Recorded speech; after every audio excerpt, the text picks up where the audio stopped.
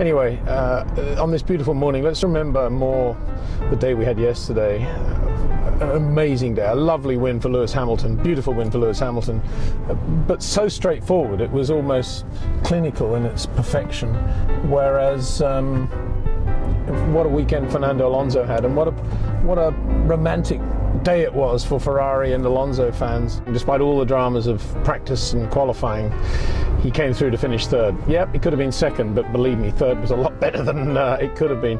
Qualifying 10th at Monza with that first chicane is always a very, very dodgy thing, and Fernando survived beautifully, made a great start, and having made that great start over the first 200 metres, then aggressively drove into the first corner and came out of it alongside Kamui Kobayashi, and just drove really well, minimised the damage from what could have been a very difficult weekend. I say all that only because here we are at Monza, and I'm trying to think in terms of the Ferrari Alonso perspective and how people will be feeling this morning. And I think that there will be a general feeling of enormous relief that Fernando got that third place. And also one has to say that Felipe Massa did a very good backup job, a perfect number 2 job really. He was there throughout the day. He let Fernando pass when he had to. Fernando was going to pass him anyway, but it didn't make it difficult.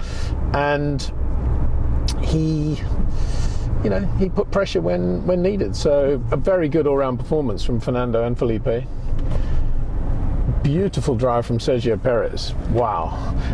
It's a shame actually we don't have more of these one-stop races, because you have a wild card like that, qualifying outside the top 10, able to start on the hard tire and finish on the soft, and inevitably there's going to be one member of the non-Q3 fraternity who's going to get it absolutely right, and those Pirelli option tyres at the back end of the race were just brilliant. And Sergio, was second and a half quicker than anybody else on the track at that point. Nothing anybody could do about him.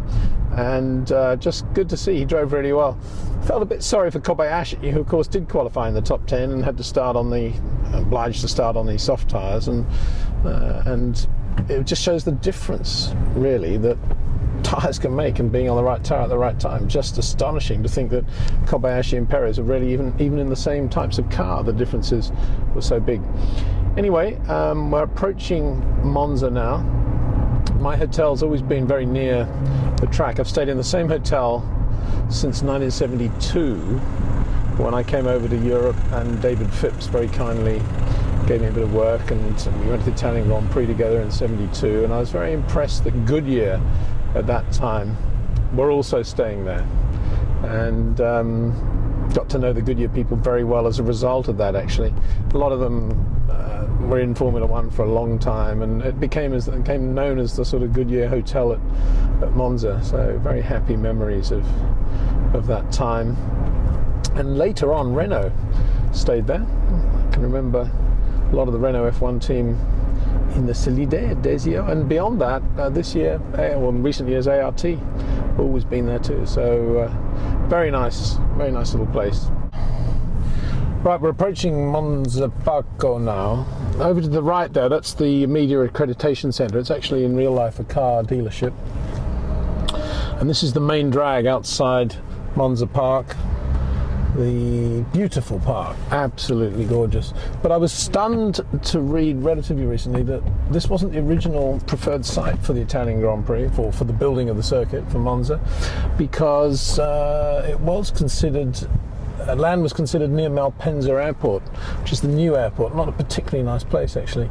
So I'm very, very pleased that they did it here at Monza, and I think that's because they got a lot of support from the Monza Council to build that circuit in 1922, and what a circuit they built. Even in 22 they built it with banking as a test track, and that is just wonderful, and all that lovely heritage is still with us.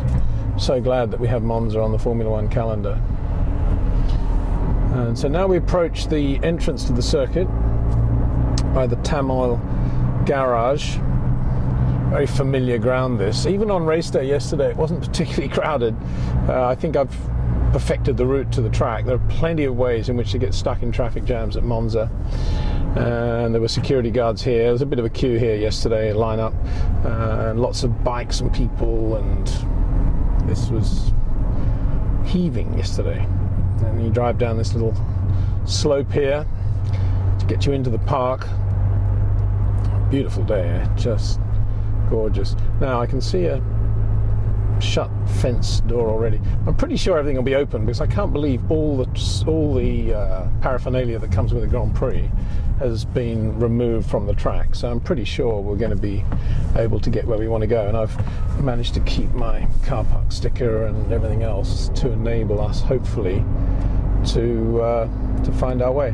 So this is, again, you know, on the right was not very crowded, but lots and lots of spectators on the left, which was the back end of the grandstands overlooking the start-finish line.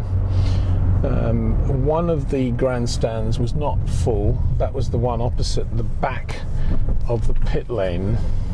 In fact, I've never seen that grandstand empty before, but it was only about half full yesterday. Now we're driving into under the circuit. This was all hallowed ground yesterday. Hundreds of security guards around here stopping you doing anything. Quite difficult. This is the bit that flooded years ago when it rained, and because it flooded, nobody could get out of the circuit after the race. There was massive drama, but not today.